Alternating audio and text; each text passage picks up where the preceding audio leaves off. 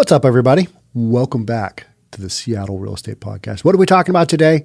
Unfortunately, we're talking about a major drug bust in my hometown of Bellevue, Washington. I always talk glowingly about Bellevue, talk about how cool it is. How I just like it here. It's a suburb. It's a nice suburb. It's expensive. Yeah, it's a nice suburb. It's where I grew up. It's where I've had my businesses for years and years and years and years. It's not in Seattle. It's the burb. But we're getting some of that spillover here in the burbs, and that's what I want to talk about. I don't want to avoid things about Bellevue because guess what? Stuff goes sideways in Bellevue too. And so we're starting to see some of the spillover, and we've been feeling it. It's like, all right, there's some more crime coming from Seattle because people there in Seattle know they can basically get away with it. Can't get away with it in Bellevue. But who's to blame them for trying? This one is a major drug bust. That's what we're going to talk about today. 410,000 laced fentanyl pills. You did not get a bunch of guns, cash, and hard drugs. That's what we're getting into. Before we do, if you're new here, my name is Sean Reynolds. I own a couple of real estate companies. I read the news that reasonable people like you, like me, want to hear. All right, let's jump on in.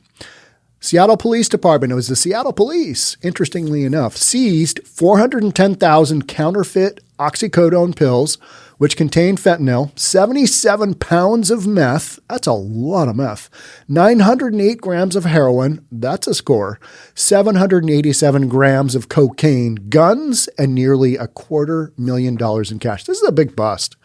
But you know what? As soon as they make one of these busts, somebody else has already got in the pipeline going the exact drugs. There's just no shortage of people willing to supply because, it's a black market and people are making money and people got to get their drugs because they can't get them legally. Seattle Narcotics detectives executed a major drug bust in Bellevue on Tuesday, a couple of days ago, resulting in 410,000.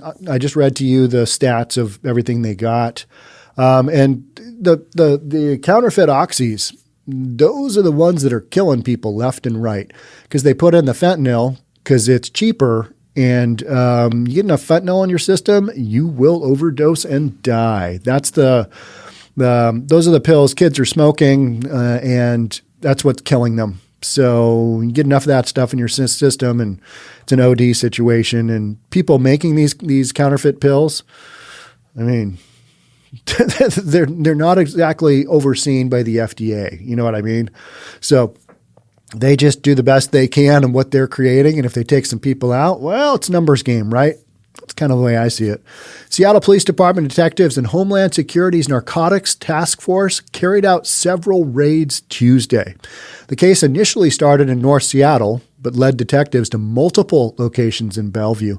Need to figure out where they are. Probably in my neighborhood, right? I mean, that's just the way this kind of thing goes, right? Authorities did not say how many people were arrested, citing an ongoing investigation. Okay, give us a hint. Is it a dozen? It's a big operation. Seattle Police Department told King 5 the counterfeit pills had a street value of $4 million. Now, I've talked to people that have kind of been on the skirts of the drug trade. They're selling drugs, let's be honest. I've talked to a bunch of those folks. And, 100,000 pills with a pill press isn't that many. I know those numbers sound crazy, but you can literally punch those pills out. You can hop and make those things happen. And so, 410,000 pills, it sounds like a lot, and it is. But then again, it's really not. You got that floating around all day long throughout any major city right now. The laced pills often play a role in overdoses. Yeah, and that sucks. So many kids have gone out. I remember we had an epidemic, it was a year ago, maybe a year and a half ago, of a bunch of high school kids. And it's like, that's when I think the light bulb went off for a lot of people. Oh, yeah.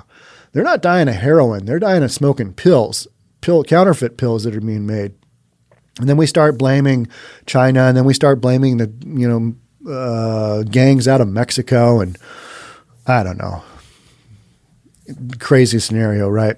Detective Valerie Carson of the Seattle Police Department said, to get this many pills from what we would consider to be a distributor level is very significant.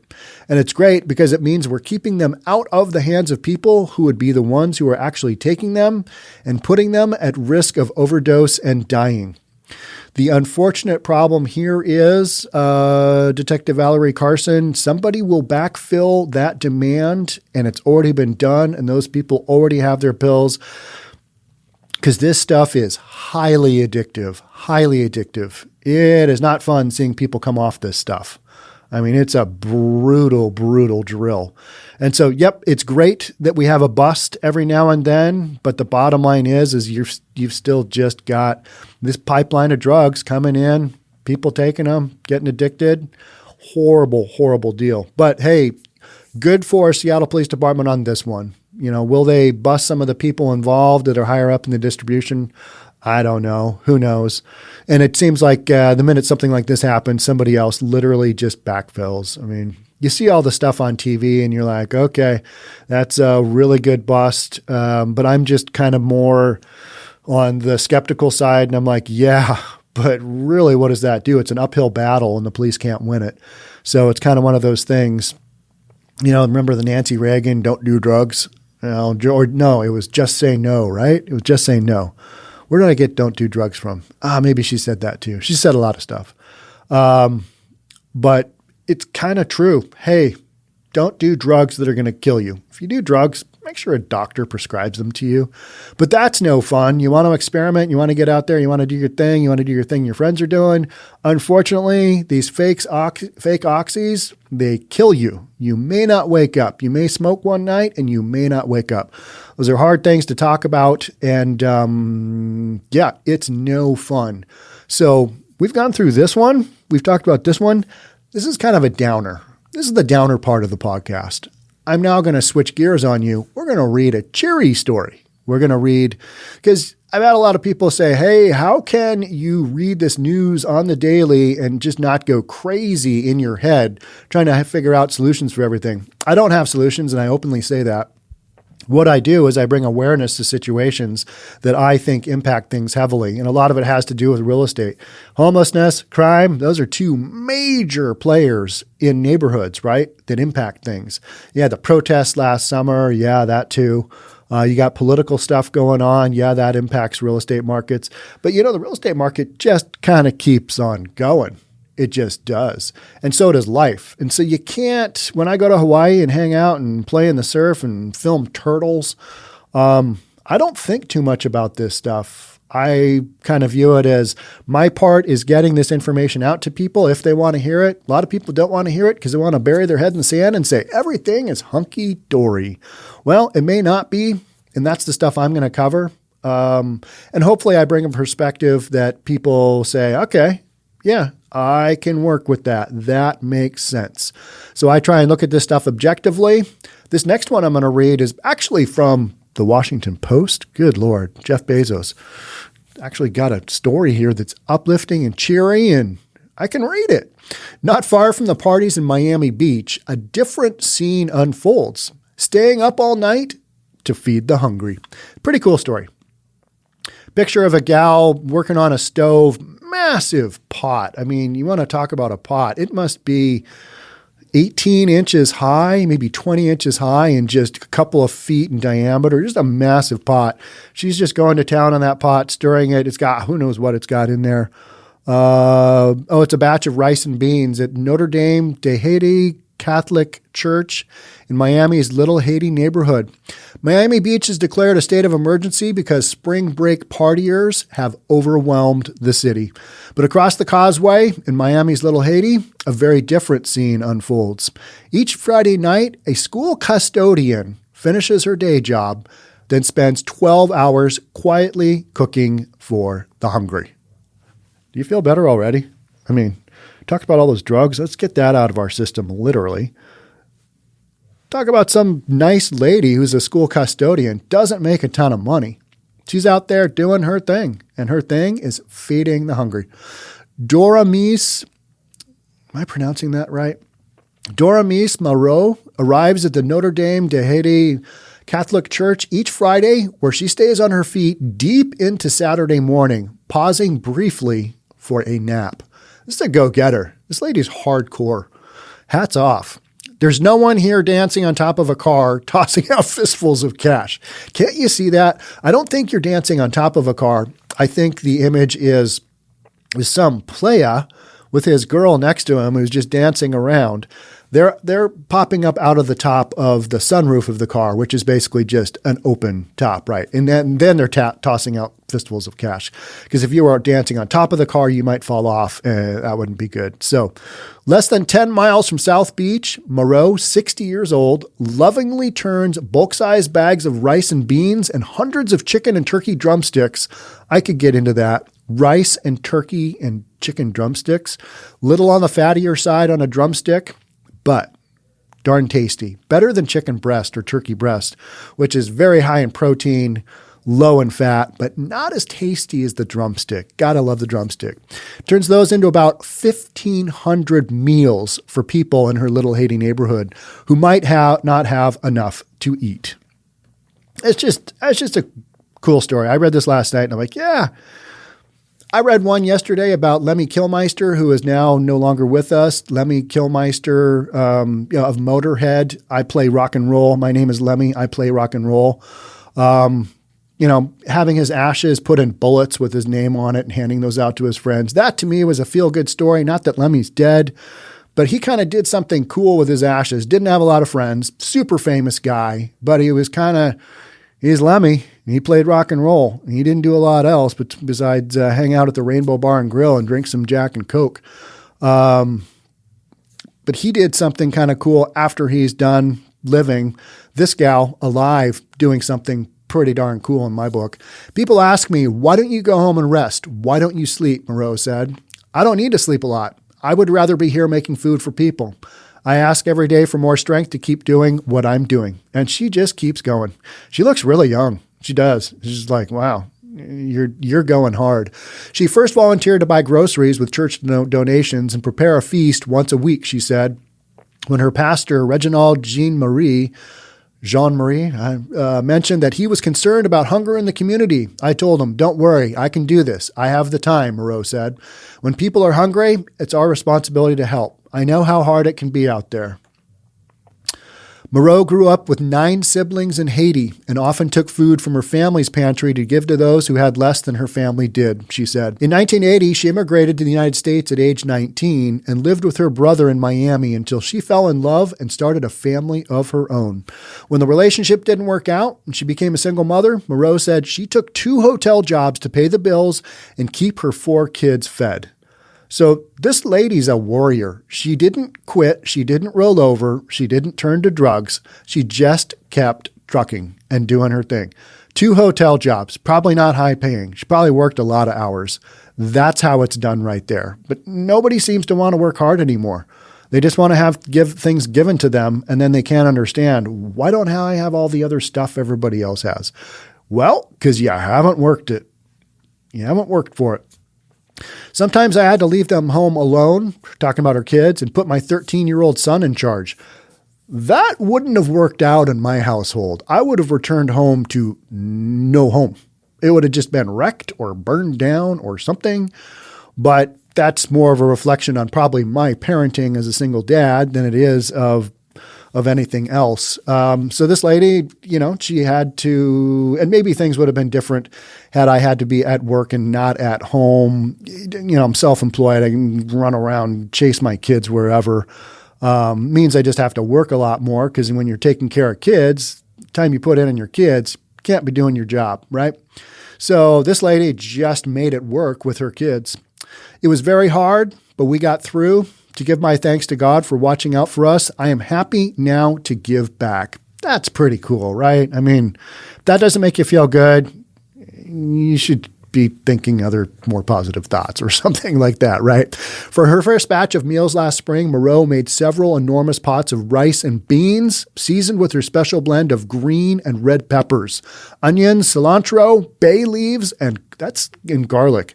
That sounds pretty good. I bet you this is pretty good. I bet you get a plate of this and you're like, damn, this is good. Huh. She has never used a recipe, relying instead on instinct and what she remembers from watching her aunt and sister cook in Haiti, she said. All the good cooks I've ever seen, they don't really follow a recipe. They've just done it so many times based on repetitions. and they just make it happen, and then they just taste it and it's delicious. Whereas I can follow a recipe or not follow a recipe, and either way, it's pretty marginal. It might be considered food, but it's not that delicious. The only thing I can do okay is grill, and I can cook egg whites like there is no tomorrow. Give me a cup, I'll make you a cup of egg whites, plain. Not great to eat, not delicious, but very high in protein, low in fat, no carb, or low carb, can't remember. That's the extent of my cooking skills. But I bet you this lady, feeding all those kids over the years, now feeding these people, who has time to measure? I just chop up everything and toss it in, she said. If you stop to measure, it looks like you were green at what you do. That would be me, right? Where's the tablespoon, teaspoon thing? Can never figure that out. Is it teaspoon or tablespoon, or I'm just going to throw some in there. That's what I do. And then I wonder why everything tastes like salt. Not too much spice. Yeah, there you go. Not too much spice and not too much grease is Monroe's only rule. All right, that's fair. But a greasy burger after a long evening, pretty good, right? If you add too much of anything, some people might not like it, she said. I want every single person to enjoy what I cook for them. One of the things about being really hungry is things do taste delicious, right? And I bet you this gal's stuff is really good.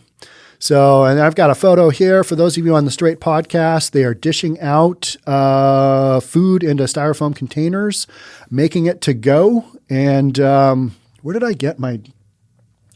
shifting gears from feeding food to the homeless to being in Hawaii, which is a total, first world issue. I was in Hawaii and I didn't get my food served on a plate. I got my food served in a styrofoam container. You know what? Because the restaurant was a restaurant I really like to eat in, I was really happy just to get their food and that they were open. So I guess I'm more accustomed now to, all right, I'm in a restaurant and you're going to serve me in a styrofoam container, I'm okay with that, because I'll probably take some to go anyway. And you already made that happen. I don't even have to ask for a to-go box. Let's go. That's one of those things that I think a lot of businesses and a lot of restaurants are probably going to change is, their approach to this kind of stuff. Although rice and beans are mainstay, Monroe's fried chicken, roast turkey, baked fish, and fried plantains are also popular with the 1,000 to 1,500 people she feeds each week. Talk about making a difference. What'd you do this week? Well, I monkeyed around on this, and this. What'd you do? I fed between 1,000 and 1,500 people. That's a game changer. That's a showstopper. What do you say to that? Oh, well... I got nothing compared to, no, you don't. This lady's pretty amazing, right? The meals are loaded into 2 delivery trucks and distributed on Saturday afternoons by volunteers who cruise slowly through the neighborhood in Little Haiti and hand them out to people as they come out of their apartments. That is cool. I have not seen that. Is that because I live in Seattle and things are just weird here? I don't know, but that's a pretty cool approach. Taking the food to people who need it. You come out of your home, you come out of your apartment, and you grab the styrofoam container of food and you eat. Because that might be the only thing you eat that day, right? See a lot of people at the homeless shelters. I've got one by my home, Salvation Army, and at 6 o'clock, you see the line up. A lot of these people...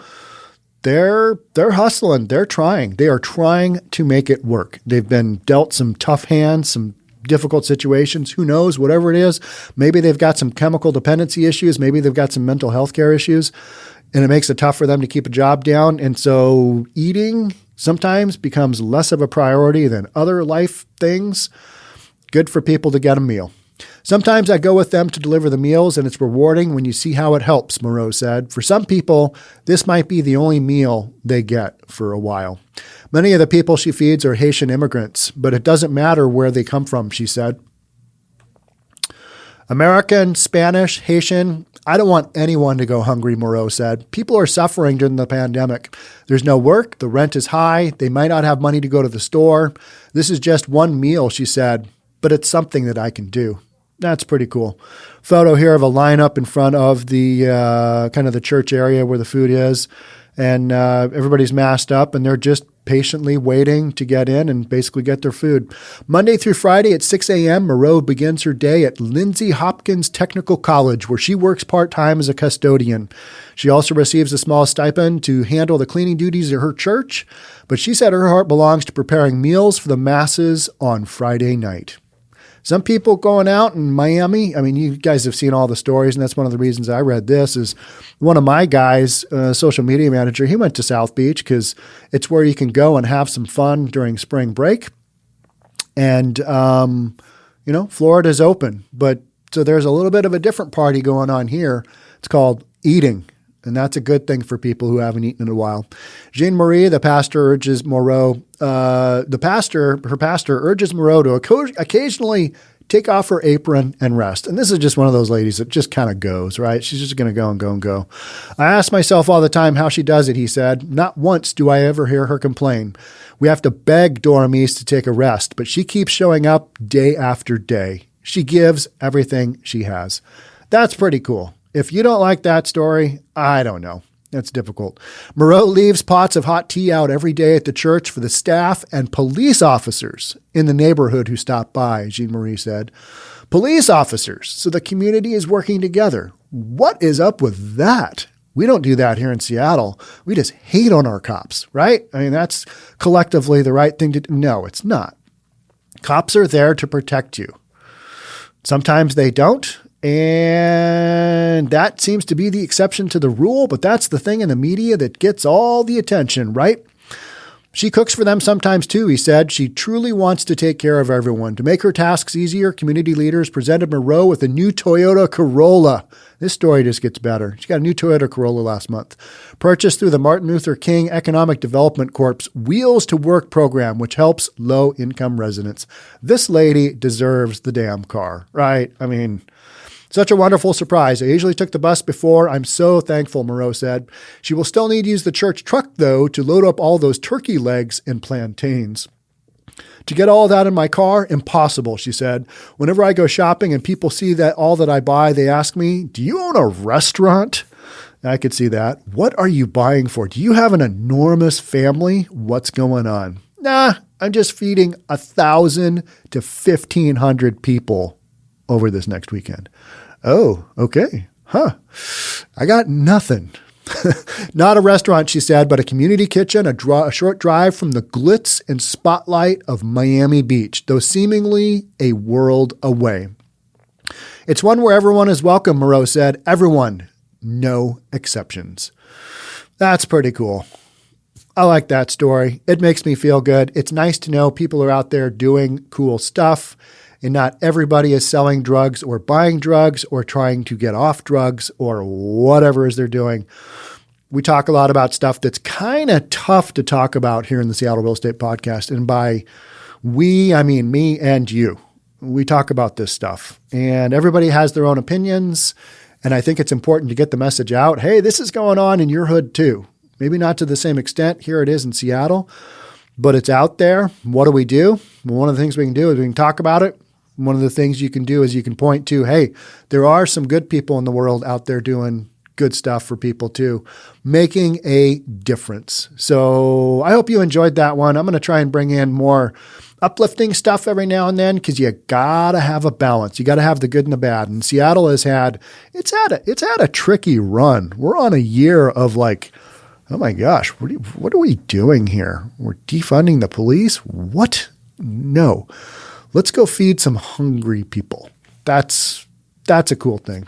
So that's it for me on this one. I hope you enjoyed this podcast. If you did, subscribe, hit the like button, hit the notification bell so we've got content coming out twice a day.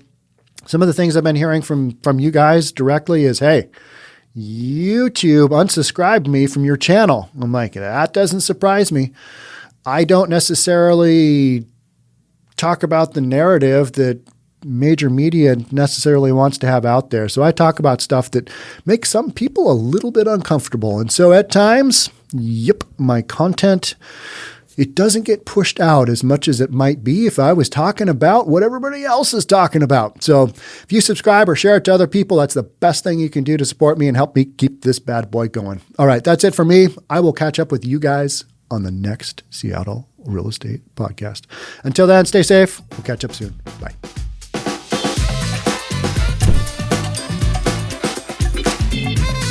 Don't forget to subscribe to our channel and hit the notification bell so you'll know when our next video is out.